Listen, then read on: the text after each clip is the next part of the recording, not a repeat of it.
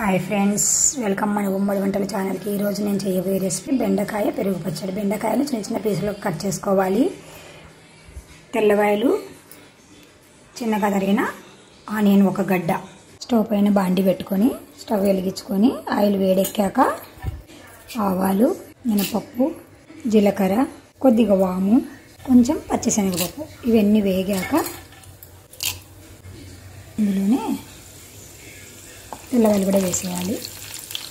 ఇవి వేగాలి. ఇందులోనే ఆనియన్ పీసెస్ కూడా వేసేసి వేగనివ్వాలి.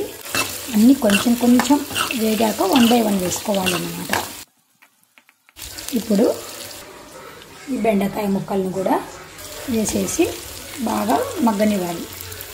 ఇవన్నీ కలిపి బాగా మగ్గనివ్వాలి. చాలా సింపుల్గా, చాలా ఈజీగా, చాలా టేస్టీగా ఉన్న ఐటమ్ అండి. మీరు కూడా తప్పకుండా ట్రై చేయండి ఫ్రెండ్స్. కొంచెం సాల్ట్ వేసుకొని, కొంచెం పసుపు వేసుకోండి, త్వరగా మగ్గుతాయి. ఒక గిన్నె తీసుకొని పెరుగు వేసుకొని, ఈ పెరుగులో కొంచెం కారము, తగినంత ఉప్పు, కొద్దిగా గరం మసాలా పౌడరు, సన్నగా తరిగిన కొత్తిమీర అన్నీ వేసి బాగా కలుపుకోవాలి. ఇలా బాగా మిక్స్ చేసుకొని పక్కన పెట్టుకోవాలి. ఇలా మగ్గిన ఈ బెండకాయ ముక్కలలో ముందుగా కలిపి పెట్టుకున్నాం కదా, ఈ పెరుగు మిశ్రమాన్ని వేసి బాగా ఒక మారు కలబెట్టుకొని స్టవ్ ఆఫ్ చేసుకోవాలి. అంతే ఫ్రెండ్స్, చాలా ఈజీగా, చాలా సింపుల్గా మన బెండకాయ పెరుగు పచ్చడి రెడీ అయింది.